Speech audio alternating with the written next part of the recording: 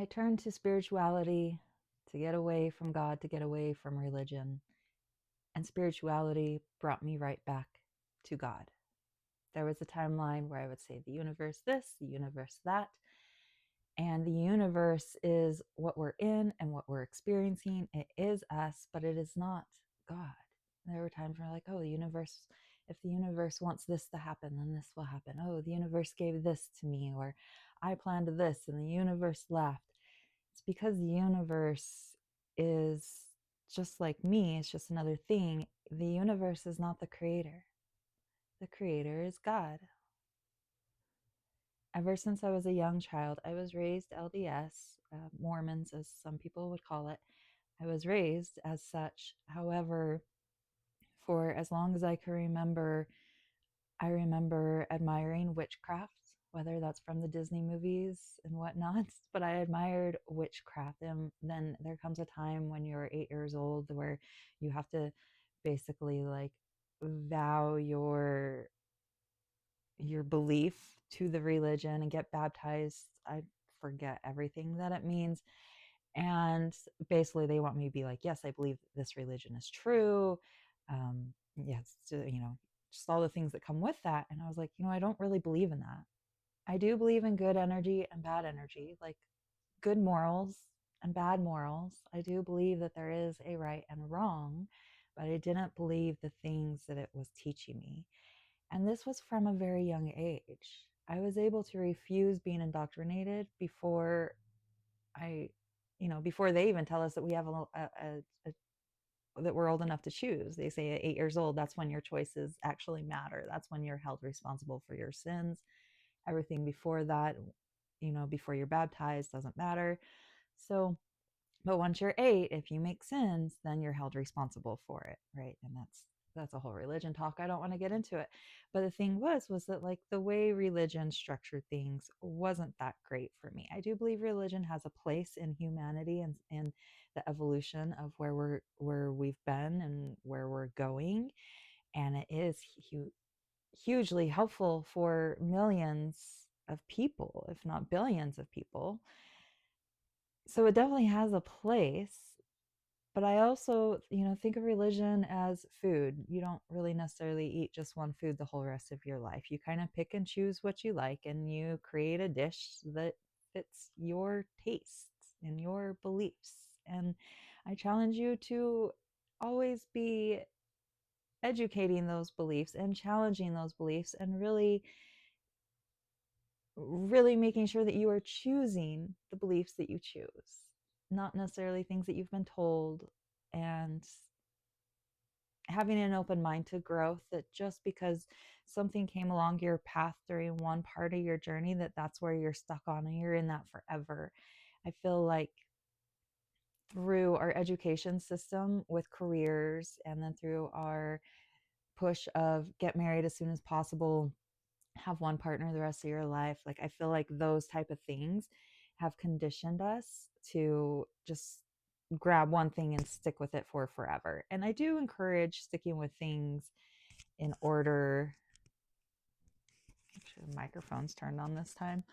Sticking with things long enough to become not a beginner, because being a beginner sucks and we're always learning things and it's always new and it's always scary and we always suck as a beginner. And so I do always encourage you to get to that intermediate stage at least.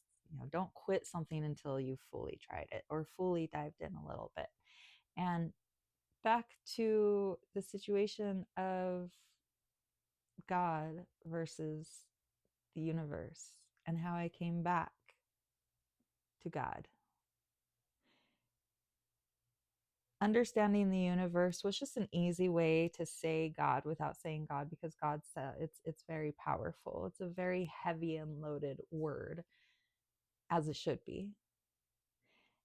And also, I have said throughout the decades that spirituality is just what science hasn't been able to determine yet.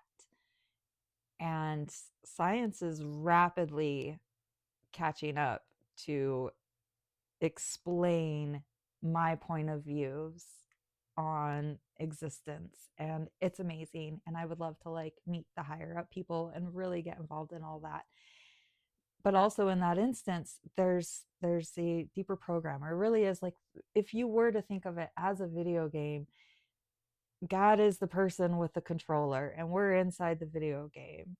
And every time that we feel discord within our energy and our happiness and the flow of life, that is us not listening to the person with the controller.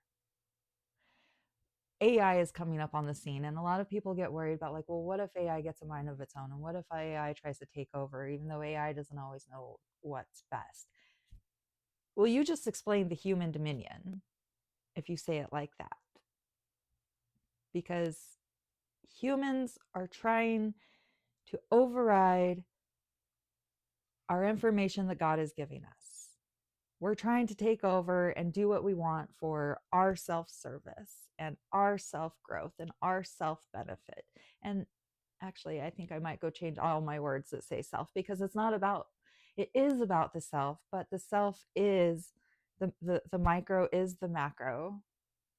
And so everything out there is just the unfolding projection of what we are inside, and what we are inside is what God has created. What, like, I am God, and God created us in his image. Like, we are creators also. And everything, like, nothing is solid, everything is energy. I think everyone has an understanding of that now. But when I was a little child and I said everything was energy, I was crazy and I was satanic and I was a witch. And, like, who calls a child a witch? If anything, I'm just a child with a wild imagination. And you're, like, instantly shaming me and instantly, like, associating me with, like, do you know what kind of content, like, do you know the weight that that word holds, especially before woo woo became a fun, spiritual, trendy thing? Like, people were afraid of me. And that just goes to show that if you can be if you can be soft enough to allow God energy to flow through you, you will feel so powerful. You will exude power. I don't know if you are watching me, if you like me, if you feel like I exude power. um I mean, I'm not saying this to be conceited. I'm not saying this to be in my ego. I am not saying this to be the opposite of humble. I don't really know how to say this without being humble, but, like, I am powerful. You are powerful. So if there's anything that you see in me that you're like, wow, she's like, that you admire, that's inspiring, like, that's reflecting back of you. I am a huge reflector and mirror of other people. So any compliment that you want to give to me, definitely switch that around and give that to you, because that's what you're seeing in me. And so that's what you notice. That means you have that in you, because we can't see things in others unless it's something that wants to be noticed within ourselves. And that goes for the opposite spectrum. When we see the nasty things in other people, that's because we have those nasty things in us too, and they're asking to be seen. They're asking to be acknowledged. If you can see the nasty things in other people and hold compassion and empathy and understanding for that, and then flip that around and be like, actually, I do need to say that to myself too, because I am also all those things. And I also can hold empathy and compassion and forgiveness for myself. And that's doing the inner work. And that's where we begin the projection. We clear up the clutter within our projection so that what is showing up on the outside is in congruence with the beautiful wave that is the musical note of the universe. Oh, I just can't even. There's just so much coming through, so much. And I just, all day, I am asking for a way to put all of this indigestible information to be able to share and give back. Because when you come to the true understanding of what we are and what we're capable of, and then how to work with that, like, your life can be magnificent.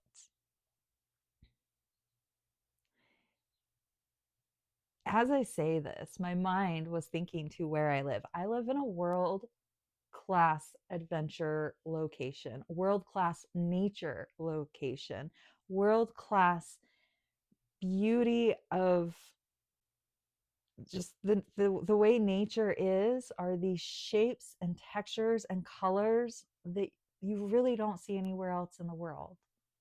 There are some parts that kind of resemble it, kind of in the Middle East, and not like super Sahara Desert. Think Red Rock Desert. I can't think of where's over there exactly. One moment.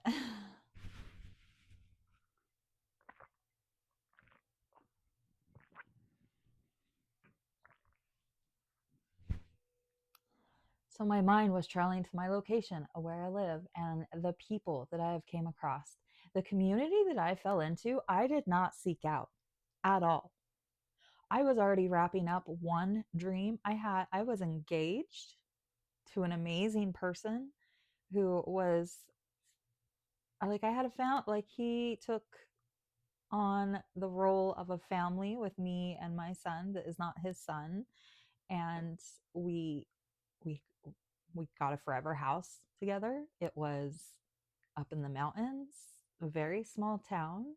We had things, and all the things were paid for. Like, I won the game. I was doing great. I had a greenhouse, I had a puppy, I had a kitty. I got to do all the things with my son, morning walks and drives with my coffee out in nature, always seeing wild animals every day, hot springs whenever I wanted, and everything was paid for. I won. And spirit told me to find more. I started getting on YouTube. I came across quantum healing hypnosis tech, quantum healing hypnosis technique, and then also past life regression. I started finding that information. I started understanding what channeling really was. Um, in my teenage years, I first learned what tarot was, and for decades, tarot eluded me. I absolutely could not dive into tarot if I wanted to. And then tarot started coming into my life, and it was instantly I understood what it meant. I knew, like, it was so weird. Started the meditation, and just the daily nature walks was so spiritually awakening. It was clearing out so many blocks, and also just the isolation of clearing myself away from people that I knew. I didn't have internet, I didn't even have a phone.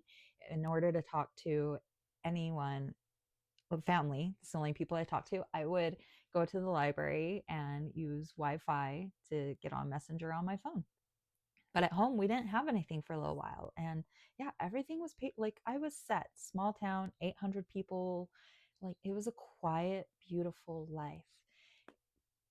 Amazing health routines, sauna, oil pulling, mostly vegan kind of pesca, like mostly vegan, but healthy protein options once in a while. And, it was just a very wholesome lifestyle.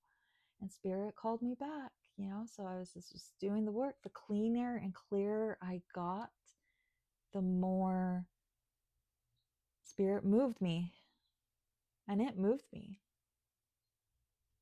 I had a forever home, everything paid for, and engaged to an amazing man. And this was, and God moved me. All that went away. And then I went back to rentals. I went from, within a year of having everything paid for, being engaged, having everything, to living in a box, basically. There was no kitchen. We had one little sink. You couldn't even get dishes in there. I had to do dishes out of Tupperware. We had a microwave and a hot plate, a mini fridge. So we did a lot of smoothies, a lot of oatmeal, peanut butter and jelly sandwiches. Um, yeah, it's just a box. Queen size bed, futon, and quite often I slept in my car. Fiance gone, house gone. My life completely flipped. in the name of spirituality, in the name of a higher searching. Since then, I have met thousands of people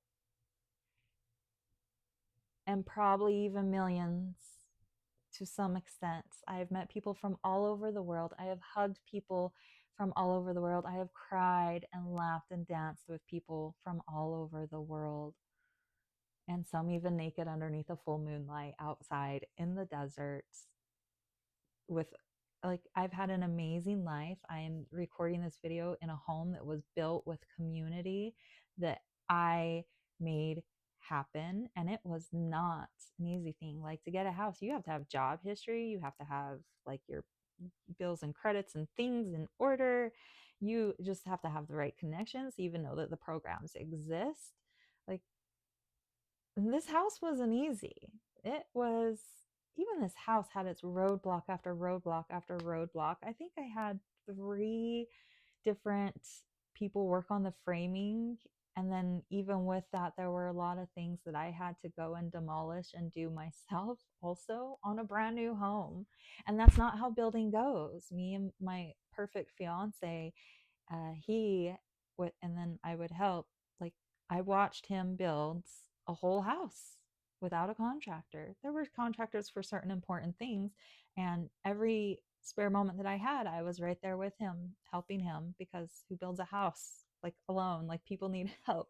And anyway, so it's like being able to see how a process went smoothly from someone who has control and power and finances to a process that is built cheaply with community, with reuse, like you're trying to skimp and whatever. And like, there's a difference, like, abundance has power.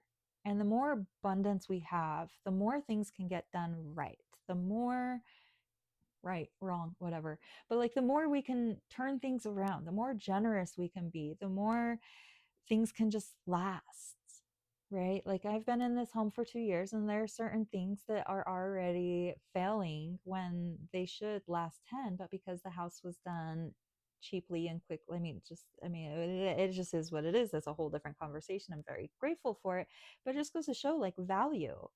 It's a good example of what type of value are you creating in your life. Are you going for the cheap, easy value, or are you taking pride?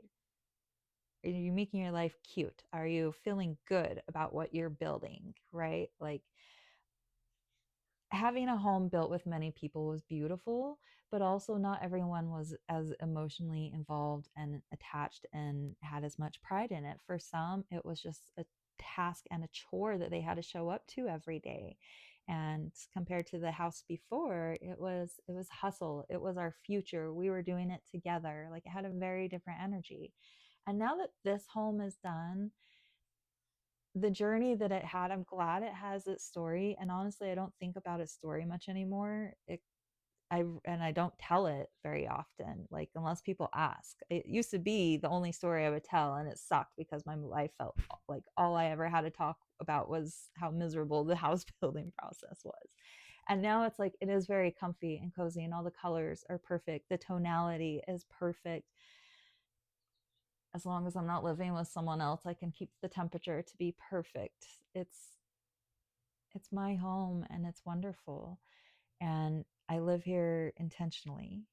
And through the stages of life, I have allowed each moment to be lived very fully, very intentionally, and very flowy with God.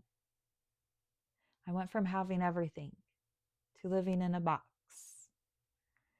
to being scared and not knowing where to go, to being broken to the point of wanting to end it multiple times, to now I'm sitting here in a house that has $1 million views in a multi-million-dollar area, and I'm at peace. So life has waves. You're never quite one. And in the end, I came back to God. I mean, I had just mentioned there were so many times I wanted to end it. And in the end, it was connection to God. It was connection to, and through that, it's just the more scientific, there's a lot of science behind the universe and God and the matrix and the projection of things. And if you can wrap the the human brain can never really fully conceptualize, but if you can meditate on it and allow your heart to conceptualize the science between God and reality, your life will be changed. And the more you have faith in the flow and not solidity, your life will be changed. We are like cats. We have 9 lives. Actually, we have infinite lives. But the more that you trust and have faith that you can shift, you have to believe you can shift. You have to believe that there is another you that's parallel right there, and you just need to tune into that and shift. And sometimes the bigger the goals, the bigger the dreams, the bigger the shifts, it might take more time. In my experience, every shift that I have wanted to make has happened. Even the bad things. So be careful what you wish for, especially if you're someone like me that is very powerful. Your power will create worlds for you, whether negative or positive. You have to be careful what you wish for. You have to be mindful with your energy intentions. Find you find God and you understand the technology behind it all. This is the ultimate AI technology, and we get to play around and experiment with it. How cool is that? It's amazing.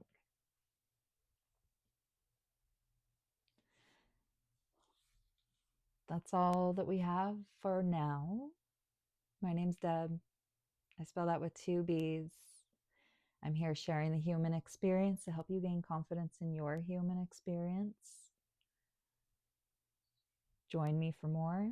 If any of this resonated, make sure you comment what direction you like things to go. I love to hear about it.